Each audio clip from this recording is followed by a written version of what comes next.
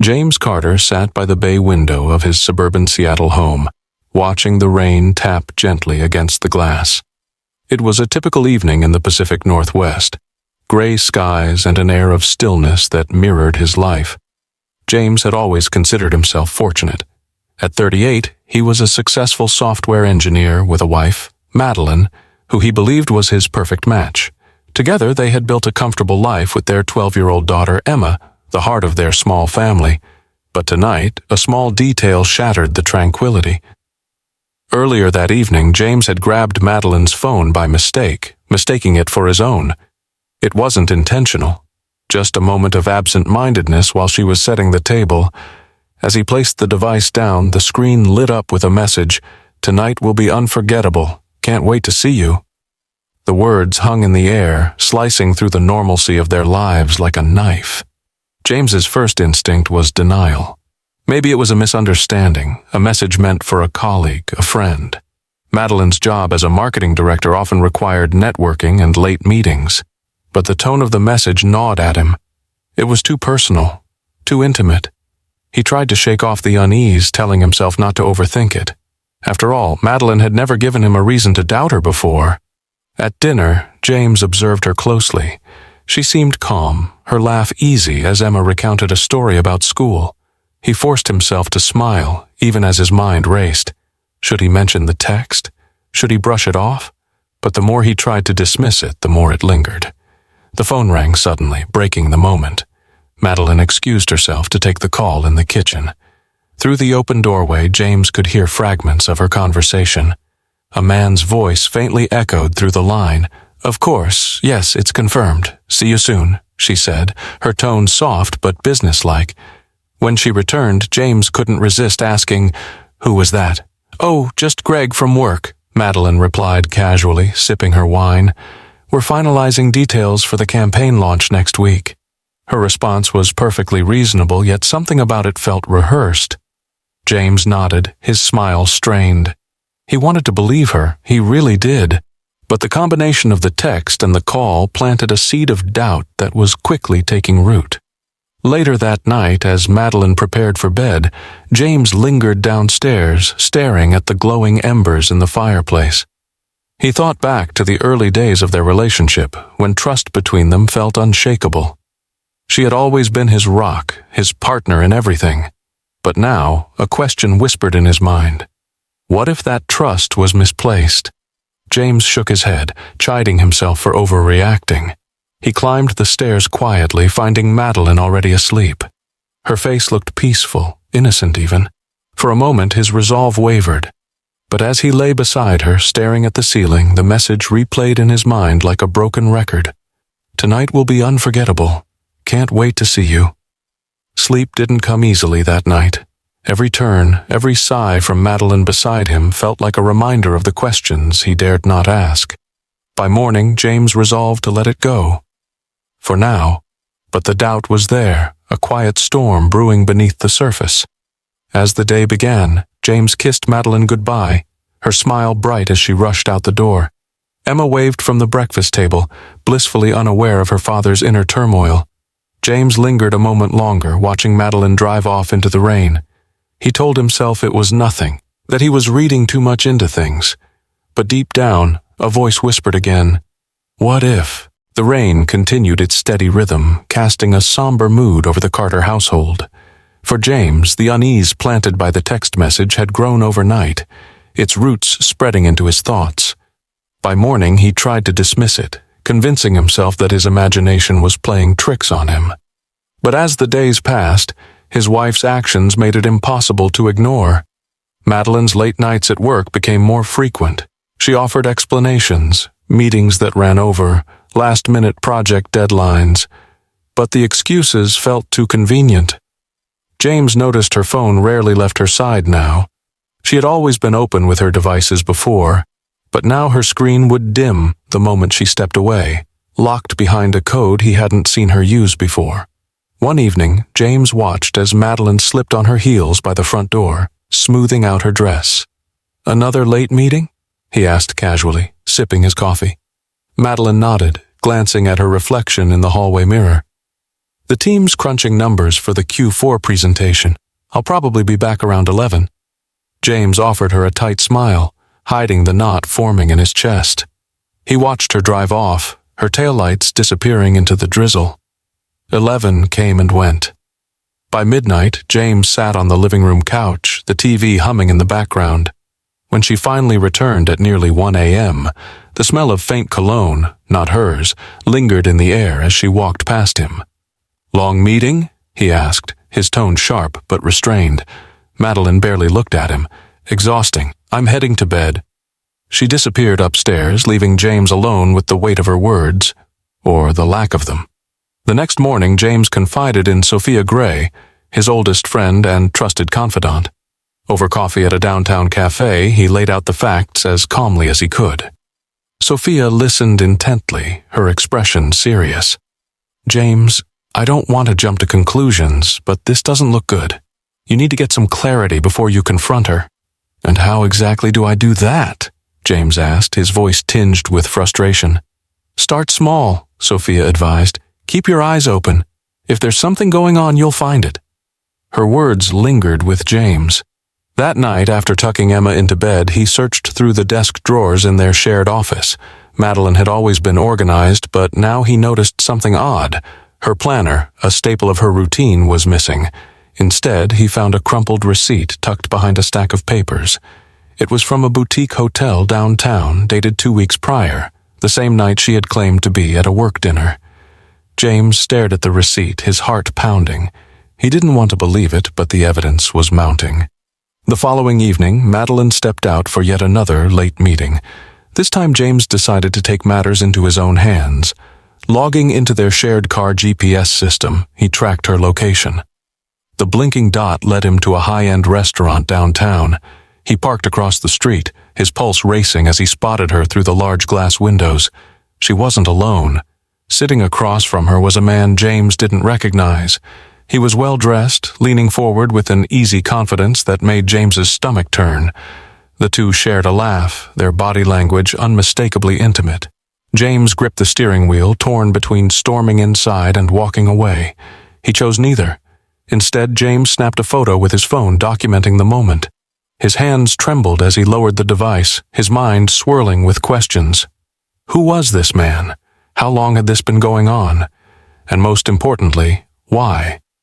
When Madeline returned home that night, James was already in bed, feigning sleep. She slipped into bed beside him, her perfume faintly different, her phone clutched tightly in her hand. James lay awake, his mind spinning with possibilities. He knew he needed more information, but the thought of uncovering the full truth terrified him. The next day, he contacted Sophia again. "I need help," he admitted, his voice heavy with resignation. "I can't do this alone." Sophia didn't hesitate. "I know someone who can help. A private investigator, discreet, reliable." That evening, James met Ryan Cole, a seasoned investigator with a no-nonsense demeanor. James handed him the photo and the receipt, his voice steady but strained. "I need to know everything." Ryan nodded, his tone professional. "I'll start immediately. Give me a week." James felt both dread and relief as he left the meeting. Dread for what he might discover, and relief that he was finally doing something. For now, all he could do was wait, and hope he was wrong. But deep down, he already knew. James Carter sat in his car, gripping the steering wheel tightly. It had been a week since he handed over the evidence to Ryan Cole, the private investigator. Each day had been a test of patience, the hours stretching endlessly as he waited for answers. But tonight he wasn't waiting anymore. His phone buzzed, the screen lighting up with a message from Ryan. "We need to talk. Meet me at the coffee shop on 4th. James didn't hesitate. 20 minutes later, he was seated across from Ryan in a dimly lit booth, the investigator's expression somber. Ryan slid a manila folder across the table.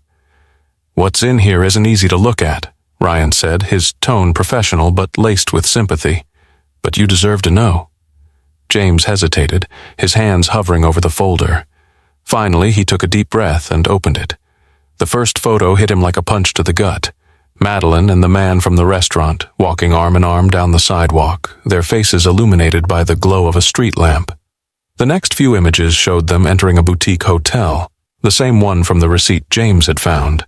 "She's been meeting him regularly," Ryan explained, his voice low. "It's not just dinner dates. They've spent the night together more than once. His name is Thomas Brooks, a financial advisor with an impressive client list. No criminal record, but—" Ryan hesitated, flipping to another page in the folder. "He's known for being persuasive, especially with women." James stared at the photos, his mind reeling. Every doubt, every suspicion was now undeniable fact. The weight of the betrayal settled in his chest, heavy and suffocating. "Is this all?" James asked, his voice barely above a whisper. Ryan hesitated before handing over another sheet. "I also found this. It's a financial trail. Your wife transferred money to a joint account with Brooks. Significant amounts. It looks like he's leveraging her position at work for personal gain." James felt a surge of anger rise in him. It wasn't just the affair. It was the lies, the manipulation, the audacity to use their shared resources for something so devastating. "Thank you, Ryan," James said finally, his voice steady despite the storm brewing inside him. "I'll take it from here." The drive home was a blur. By the time James walked through the door, it was past midnight, but the house was silent. Madeline's car was in the driveway, and the faint hum of the heater echoed through the halls. James stood in the entryway for a long moment, staring at the photos in his hand. He wanted to confront her right then, to demand answers, but something held him back. The next morning, Madeline greeted him with a bright smile, oblivious to the turmoil raging beneath his calm exterior. "Morning, love," she said, kissing him on the cheek. "I've got a big meeting today. Wish me luck." James nodded, his expression unreadable. "Good luck," he murmured. As she left, James sat at the kitchen table, the photos spread before him. He felt a strange mix of emotions, anger, sadness, betrayal, but beneath it all there was clarity. The man he had been just a week ago, trusting, content, and perhaps naive, was gone. In his place was someone determined to take control. He called Sophia shortly after. "I have proof," he said, his voice steady but cold. "She's been lying to me for months." Sophia's response was immediate. "What do you want to do?" "I'm not rushing into this," James replied. "I want to know exactly how deep this goes. And when the time comes, I want her to feel the weight of what she's done." Over the next few days, James played his part perfectly. He acted as if everything was normal, his demeanor calm and collected. But inside, he was meticulously planning his next move. He pored over the evidence, scrutinizing every detail, every transaction. He was no longer a man blindsided by betrayal. He was a man preparing for battle.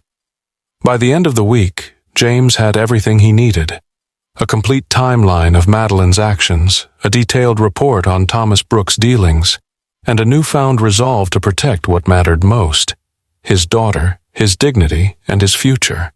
As he sat in his office that night, the folder of evidence beside him, James whispered to himself, "This isn't over." James sat in his car outside his house, staring blankly at the dashboard. The manila folder lay open on the passenger seat, its contents a damning testament to Madeline's betrayal. He had spent the past week preparing himself for this moment, replaying every possible outcome in his mind. The evidence was undeniable, and tonight there would be no more pretending. The house was quiet when he walked in, save for the soft hum of the heater. Emma's bedroom door was closed, her light spilling faintly into the hallway. Madeline was in the kitchen, a glass of wine in her hand as she glanced at her phone. She looked up and smiled, but the warmth in her expression did nothing to ease the storm building inside James. "You're home late," she said, taking a sip of her wine. "Work ran over," James replied evenly. His voice betrayed none of the tension he felt. He took a seat at the dining table, gesturing for her to join him. "Can we talk?" Madeline hesitated, her smile faltering slightly. "Of course. Is everything okay?" James pulled the manila folder from his bag, placing it carefully on the table. He flipped it open, revealing the photos and financial records he had spent days scrutinizing.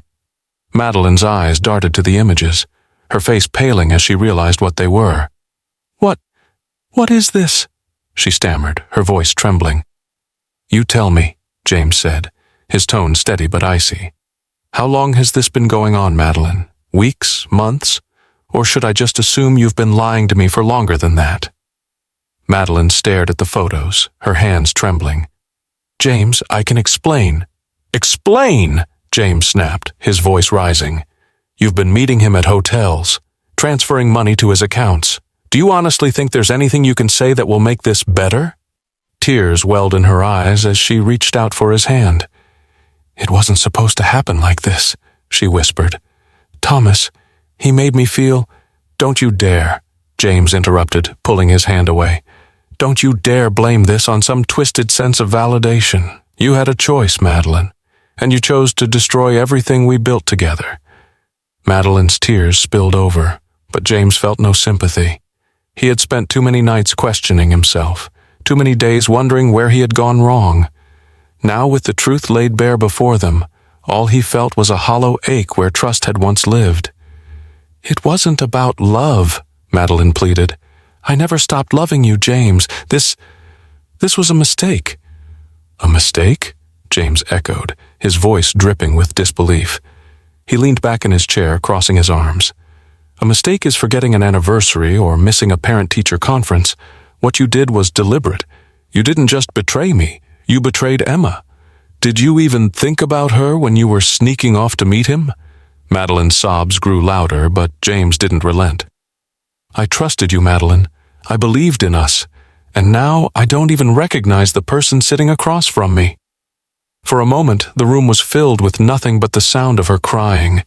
James stood, his chair scraping against the floor as he pushed it back. "I'm done talking," he said, his voice flat. "You've made your choices. Now I'll make mine."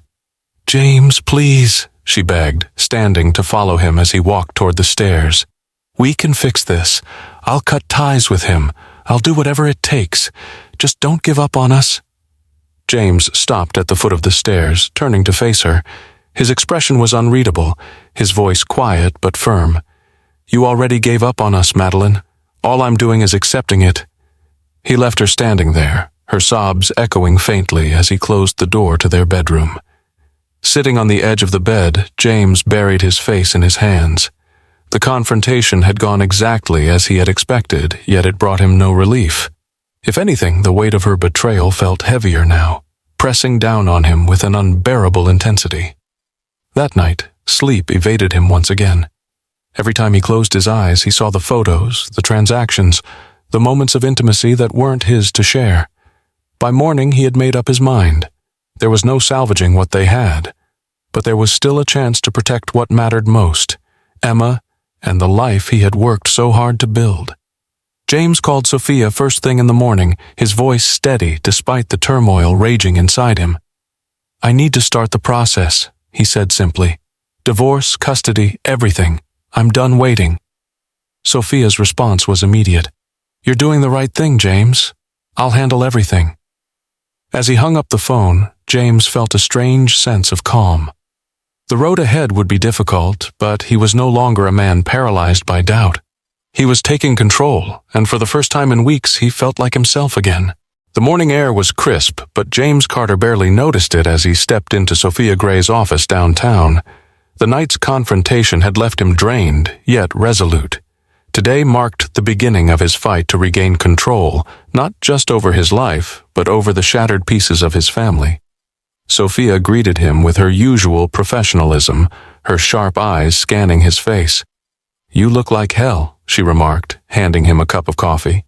"Feel like it too," James admitted, taking a sip. "But I'm here because I need to move forward. What's our next step?" Sophia opened a file on her desk, nodding. "We'll start with the divorce petition. You're in a strong position with the evidence you've gathered. But there's something else I need to show you." James raised an eyebrow as Sophia pulled out a separate folder. "I did some digging on Thomas Brooks," she began. "Turns out he's more than just a charming financial advisor. He's a predator, James. He targets women in positions like Madeline's, successful, financially secure, but vulnerable. He manipulates them into, let's call it mutually beneficial arrangements." Sophia slid a document across the desk detailing Thomas's history of dubious financial dealings. James scanned the report, his anger simmering beneath the surface. He's done this before? James asked, his voice tight. Twice that I could confirm, Sophia replied. Both women were executives at prominent companies. Both ended up entangled in financial scandals that ruined their careers. And both relationships ended the moment Thomas got what he wanted. James clenched his fists, his mind racing. He's not just a manipulator, he's a con artist. Sophia nodded. And he's good at covering his tracks. But here's the thing, Madeline isn't just a victim in this. She knowingly transferred funds into their joint account. That makes her complicit. James felt the weight of her words. Madeline had betrayed him on multiple levels.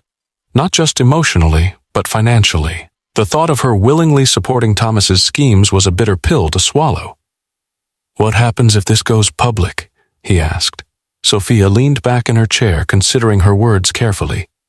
It could destroy her career. And if Thomas's other victims come forward, this could turn into a criminal case. Are you prepared for that? James took a deep breath. He wasn't sure he was prepared for anything. But he knew one thing. He couldn't let Thomas continue to exploit people. Do it, he said firmly. Expose him. Sophia nodded, pulling out her phone. I'll contact the authorities and share what we found. But James, this is going to get messy. Are you sure you're ready? I don't have a choice, James replied. It's not just about me anymore. He needs to be stopped. Over the next week, Sophia worked tirelessly to compile a case against Thomas. She contacted one of his previous victims, a woman named Karen Steele, who had lost her job and reputation after falling into his trap. Karen agreed to testify, adding weight to their case. Meanwhile, James began to notice subtle changes in Madeline's behavior. She started coming home earlier, cooking dinner, and spending more time with Emma. It was as if she sensed the walls closing in around her. One evening, as they sat at the dinner table, Emma asked innocently, "Why have you been home so much, Mom? I thought you were always busy with work." Madeline froze, her fork halfway to her mouth. James watched her carefully, noting the flicker of guilt in her eyes. I realized I need to spend more time with my family," she said softly, avoiding James's gaze. After dinner, James found her in the kitchen, rinsing dishes. "What's this sudden change about?" he asked, his tone neutral. Madeline turned to him, her expression weary. "I'm trying, James. I know I've messed up, but I want to fix things." James folded his arms, leaning against the counter. "Fixing things isn't as simple as playing house. Do you even understand what you've done?" Tears welled in her eyes as she whispered, "I was stupid. I thought I could handle it, that I was in control. But Thomas, he manipulated me, James. He promised me things, made me feel like I mattered in a way I hadn't felt in years." "And you didn't think you could come to me?" James asked, his voice tinged with disbelief. "We were supposed to be a team, Madeline. You didn't just betray me, you betrayed everything we built together." Madeline broke down, her sobs echoing in the quiet kitchen. James watched her, his heart heavy. He wanted to feel anger, but all he felt was exhaustion. "This isn't about us anymore," he said finally. "It's about what happens next." As the days passed, the case against Thomas gained traction. Sophia's contacts in law enforcement began an investigation, and James found himself becoming more involved. He provided additional evidence, including the financial records linking Thomas to Madeline. With each new piece of information, the scope of Thomas's schemes became clearer. One night, as James sat in his office going over the latest updates, Emma knocked on the door. "Dad, are you okay?" she asked, her voice small. James looked up, forcing a smile. "I'm fine, sweetheart, just working on something important." Emma hesitated before stepping closer. "Is it about Mom? I hear you two fighting sometimes." James's heart ached at the sadness in her voice. He pulled her into a hug, holding her tightly. "It's complicated, Emma, but no matter what happens, I'll always be here for you. You know that, right?" She nodded, her face buried in his chest. "I just want us to be happy again." James closed his eyes, his resolve strengthening. He couldn't change the past, but he could fight for a better future, for Emma and for himself. The walls were closing in on Thomas Brooks. James Carter had spent weeks carefully maneuvering the pieces of his plan, setting traps that were now springing shut.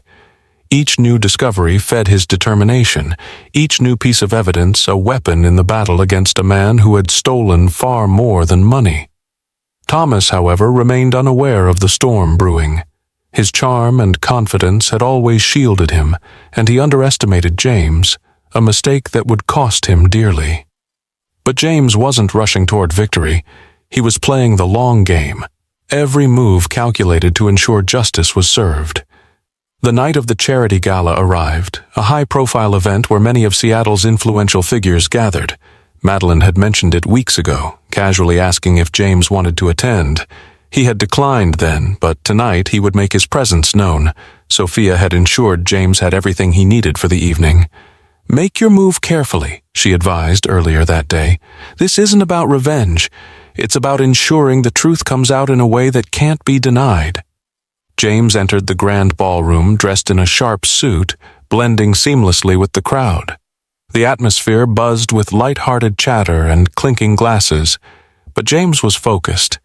His eyes scanned the room until they landed on Madeline and Thomas, standing near the bar. They were deep in conversation, their proximity too close to be professional. Taking a deep breath, James approached them. Madeline's face turned ashen when she noticed him. "James," she stammered, "what are you doing here?" Thomas, on the other hand, looked amused, offering a smug smile. "Ah, you must be James. Madeline has told me so much about you." "I doubt that," James replied coolly, his eyes fixed on Thomas, "though I have learned quite a bit about you." Madeline shifted uncomfortably, her guilt palpable. "James, let's not do this here," she pleaded, her voice low. But James ignored her, pulling a small USB drive from his pocket. "I think it's time everyone here learned who you really are, Mr. Brooks." The room around them seemed to hush as James stepped onto the stage, motioning for the event's tech team to connect the USB. Within moments, a presentation filled the large screen, detailing Thomas's fraudulent schemes. Bank records, incriminating emails, and photos of Thomas with multiple women, including Madeline, flashed before the stunned audience. Gasps rippled through the crowd as whispers erupted like wildfire. Thomas's confident demeanor cracked and he lunged toward the stage. "You think this will stop me?" he spat, his voice laced with anger. James didn't flinch. "No, Thomas, but it's enough to ensure you won't hurt anyone else." Security stepped in, escorting Thomas out as he hurled threats and profanities. Madeline remained frozen in place, her face a mixture of shame and fear. James descended from the stage, his focus solely on her now. "Why?" he asked quietly, the weight of the question hanging between them. Tears streamed down Madeline's face as she whispered, "I thought I was helping him, but I see now how wrong I was." James didn't respond immediately. The woman before him was both familiar and a stranger. He turned and walked away, leaving her to face the consequences of her choices. The fallout from the gala was immediate. By morning, Thomas's name was splashed across every major news outlet. Multiple victims came forward, corroborating the evidence James had presented. Law enforcement launched a formal investigation, leading to Thomas's arrest within days. Meanwhile, Madeline's career crumbled. Her association with Thomas made her a pariah in the corporate world. She reached out to James, begging for forgiveness, but he remained steadfast. "You made your decisions, Madeline," he told her. "Now you have to live with them." Though his confrontation with Thomas and Madeline brought a measure of closure, James knew his battle wasn't over. Protecting Emma and rebuilding their lives would require strength, patience, and resilience. But for the first time in weeks, James felt a glimmer of hope. He had faced the storm and emerged stronger. As he stood in his office staring at the skyline, James allowed himself a moment of reflection. This wasn't the life he had envisioned, but it was the one he had now, and he would make the most of it. The fallout from the gala was swift and unrelenting. Thomas Brooks, the man who had wreaked havoc in so many lives, was now the subject of a formal criminal investigation. Multiple victims had come forward, bolstered by the irrefutable evidence James presented. For James, exposing Thomas was only the first step. The next battle would be fought in court, a battle not just for justice but for Emma and the life James was determined to rebuild. James sat in Sophia's office, a stack of legal documents spread before them. "The divorce petition is finalized," Sophia said, sliding the papers across the desk. "We'll file this alongside a motion for full custody. Given the evidence against Madeline, we have a strong case." James nodded, his jaw set. "I want to make sure Emma stays with me. She's been through enough already." Sophia gave him a reassuring smile. "You're doing the right thing, James. The court will see that." The legal proceedings began just days later. The courtroom was cold and sterile, its atmosphere heavy with tension. Madeline sat across the room, her shoulders slumped and her gaze fixed on the floor. She looked like a shadow of the confident woman James once knew. Thomas, however, was absent, already in custody and awaiting trial for fraud. As the hearing commenced, James listened intently as Sophia presented their case. She detailed Madeline's financial involvement with Thomas, her betrayal of their marriage, and the potential harm her actions could cause to Emma. Each point was delivered with precision, leaving no room for doubt. Madeline's attorney attempted to paint her as a victim of Thomas's manipulation, arguing that she had been coerced into her actions. But when Sophia presented the evidence of Madeline's voluntary transfers and her ongoing communication with Thomas, even after discovering his deceit, the narrative crumbled. The most emotional moment came when James took the stand. Sophia guided him through his testimony, her questions designed to highlight his commitment to Emma and his efforts to protect her from the fallout of the affair. "What is your primary concern in this case, Mr. Carter?" Sophia asked, her voice steady. James glanced briefly at Emma, who sat quietly with a court-appointed guardian. "My daughter," he said, his voice filled with conviction. "She deserves stability, security, and a parent she can trust. Everything I've done has been to ensure she has that." Madeline's face crumpled at his words, her hands trembling as she wiped away tears. James didn't look at her. His focus remained on Emma, her innocent face reminding him of what was truly at stake. The judge deliberated for what felt like an eternity before delivering the ruling. James was granted full custody of Emma, with Madeline allowed supervised visitation. The court recognized James's role as a stable, supportive parent and cited Madeline's poor judgment as a factor in the decision. Relief washed over James as the gavel fell, signaling the end of the hearing. Madeline approached him as the courtroom emptied, her expression a mixture of sorrow and regret.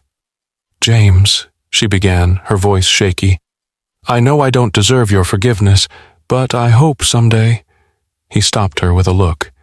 "This isn't about forgiveness, Madeline. It's about moving forward. For Emma's sake, I hope you find a way to rebuild your life. But this is where our story ends." Madeline nodded silently, tears streaming down her face as she turned and walked away. James watched her go, feeling a strange mixture of sadness and closure. As he left the courthouse with Emma, she slipped her hand into his, her small fingers wrapping tightly around his. "Are we going to be okay, Dad?" she asked softly. James knelt down, meeting her gaze. "We're going to be more than okay, sweetheart. We're going to be happy." Her smile was small but genuine, and James felt a spark of hope ignite within him. For the first time in weeks, the weight on his shoulders felt lighter. The battle wasn't over, but he had won the most important fight, ensuring a safe and loving future for his daughter. The courtroom victory brought James Carter a sense of relief, but it also opened the floodgates to emotions he had suppressed for weeks. The battle for custody had consumed him, leaving little room for anything else. Now, with the dust settling, he was forced to confront the toll the ordeal had taken, not just on him, but on Emma and even Madeline. It started subtly, with Emma's quiet moments becoming longer and her once bright laughter fading. James noticed it one evening when he walked past her room and saw her staring blankly at her bookshelf. He knocked gently on the doorframe. "Everything okay, sweetheart?" Emma shrugged, not meeting his eyes. "Just tired, Dad." James sat beside her, his heart heavy. "You know you can talk to me, right? About anything." Emma hesitated before whispering, "I miss how things used to be." The words hit James harder than he expected. He wrapped an arm around her, pulling her close. "I know," he said softly. "I miss it too, but I promise you we're going to find a new normal, a better one."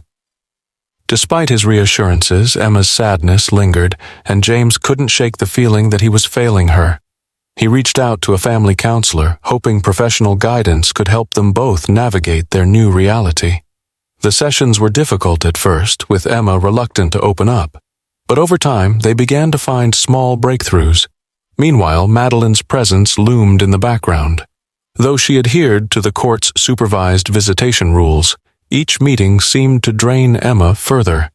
James could see the confusion in his daughter's eyes, torn between loyalty to her mother and the pain of betrayal. One evening, after a particularly tense visitation, Emma burst into tears as soon as they got home. "Why can't things just go back to how they were?" she sobbed, clinging to James. James held her tightly, his own tears threatening to spill. "I wish I could change everything for you," he said, his voice trembling. "But sometimes we can't go back. All we can do is move forward together." As Emma fell asleep that night, James sat in the living room, staring at the flickering shadows cast by the fireplace. The weight of everything, the affair, the legal battles, the emotional toll on Emma pressed down on him. He realized he had been so focused on fighting for his daughter that he hadn't allowed himself to grieve. The breaking point came a few nights later when he received an unexpected letter from Thomas Brooks. It was written from jail, the tone a mix of smug arrogance and thinly veiled threats. "You may think you've won, James, but people like me don't stay down for long. Enjoy your little victory while it lasts. You've only delayed the inevitable." James stared at the letter, his hands shaking with rage. Every fiber of his being wanted to lash out, to ensure Thomas never had the chance to hurt anyone again. But as his anger simmered, he thought of Emma. She was his anchor, his reason for rising above the chaos. The next morning, James met with Sophia, handing her the letter. "He's trying to rattle me," he said, his voice steady despite the storm brewing inside. "Can we use this against him?" Sophia studied the letter, her brow furrowing. "It's not actionable on its own, but it speaks to his character. I'll file it with the ongoing investigation." James nodded, feeling a flicker of satisfaction. Thomas's words might have shaken him before, but now they only strengthened his resolve. He wouldn't let a man like that dictate his life, or his daughter's future. In the weeks that followed, James threw himself into rebuilding his and Emma's lives. He attended every school event, cooked her favorite meals, and spent evenings playing board games or watching her favorite shows. Slowly, he began to see glimpses of her old self returning, her laughter more frequent, her hugs tighter. Madeline, too, began to change. At one visitation, she pulled James aside, her expression earnest. "I've started therapy," she said quietly. "I know I've done terrible things and I don't expect forgiveness. But I want to be better. For Emma." James regarded her carefully. He had heard promises before, but there was something different in her demeanor this time. "That's a good start," he said finally. "For her sake, I hope you mean it." The breaking point had been inevitable, a moment where the weight of everything threatened to crush them. But as James looked at Emma one evening, curled up on the couch with her favorite book, he realized something powerful. They had survived, and survival was the first step toward healing. The first rays of spring sunlight streamed through the windows of James Carter's home, casting a warm glow on the newly painted walls. It had been months since the storm of his life began, and while the scars were still there, the healing process was unmistakable. The once fractured pieces of his and Emma's lives were slowly coming together, forming something new, something resilient. James stood in the kitchen, whisking pancake batter as Emma sat at the counter, chattering about her science project. Her cheeks had regained their healthy glow, and her voice carried a lightness that James hadn't heard in months. Every smile she gave felt like a small victory. "Blueberries or chocolate chips?" he asked, holding up 2 containers. Emma wrinkled her nose in mock contemplation. "Both," she declared with a grin. James laughed, shaking his head. "Why did I even ask?" The aroma of pancakes filled the air as they worked together to set the table. These small, quiet moments had become James's anchor. The legal battles, the betrayal, the confrontations, they had all led to this, a chance to rebuild something worth holding on to. After breakfast, Emma darted off to the backyard, her laughter ringing out as she chased their dog, Max. James leaned against the kitchen counter, watching her through the window. This was what he had fought for, not revenge or retribution, but peace and joy for his daughter. His phone buzzed on the counter, breaking his reverie. It was Sophia. "Good news," she said when he answered. "Thomas Brooks has agreed to a plea deal. He'll serve time and pay restitution to his victims." James exhaled, a sense of relief washing over him. "That's something," he said, his tone measured. "At least he won't be able to hurt anyone else." Sophia paused before adding, "Madeline's been cooperating with the investigation. It's helping her case. She asked me to tell you thank you for not cutting her out of Emma's life completely." James felt a pang of conflicted emotions. He had every right to shut Madeline out, but Emma's well-being came first. "She's doing the work," he said. "That's all I wanted, for Emma to see her mom trying." Later that afternoon, James and Emma sat on the porch sipping lemonade as the sun dipped lower in the sky. She leaned against his shoulder, her book resting in her lap. "Dad?" she asked, her voice soft. "Yeah, sweetie? Do you think we're okay now?" James smiled, wrapping his arm around her. "I think we're better than okay," he said. "We're stronger, and no matter what, we have each other." Emma nodded, her face thoughtful. "I like that." In the weeks that followed, James found himself embracing a new sense of purpose. He started volunteering at Emma's school, joining the parent-teacher organization and even coaching her soccer team. It was a far cry from the man he had been a year ago, focused solely on work, assuming his family life was unshakable. Madeline's visits became less fraught. Therapy had softened her edges, making her more present and attentive during her time with Emma. While James still kept his guard up, he could see the effort she was making. It wasn't about reconciliation. It was about creating a healthy co-parenting dynamic for Emma's sake. One evening, as James was tucking Emma into bed, she looked up at him with a smile that melted his heart. "I'm glad you're my dad," she said, her voice heavy with sleep. James kissed her forehead, his throat tight with emotion. "And I'm glad you're my daughter." As the house grew quiet, James sat on the porch with a cup of coffee, staring at the stars. The life he had envisioned with Madeline was gone, replaced by something messier but, in its own way, more meaningful. He had learned that love wasn't about perfection. It was about perseverance, about showing up even when things got hard. The sound of Emma's laughter echoed in his mind, a reminder of why he had fought so fiercely. She was his reason, his light in the darkest moments. And as he sat there feeling the cool night breeze, James realized he was no longer defined by the pain of the past. He was defined by the strength he had found to move forward. This was his new beginning, not just for him, but for Emma. The storm had passed, and while the road ahead wasn't without its challenges, James felt ready to face it. Together, they were building a future rooted in resilience, love, and hope. As James Carter stood under the night sky, he embodied resilience and hope, proving that even in the face of betrayal and adversity, new beginnings are possible. His journey reminds us of the power of love, not just the romantic kind, but the steadfast love for family and self-worth. It teaches us that while life's storms may test us, they also reveal our strength. This story highlights important lessons: the value of trust, the necessity of boundaries, and the courage it takes to rebuild after a fall. It's also a reminder that healing is a journey, not a destination, and that forgiveness, whether extended or withheld, must align with personal growth. What about you? Have you ever faced a moment where you had to rebuild or redefine your relationships? What lessons have you learned from life's storms? Let us know in the comments where you're watching from. We'd love to hear your story. Don't forget to subscribe to our channel and turn on notifications to join us for more compelling stories like this one. See you in the next chapter of Life's Lessons.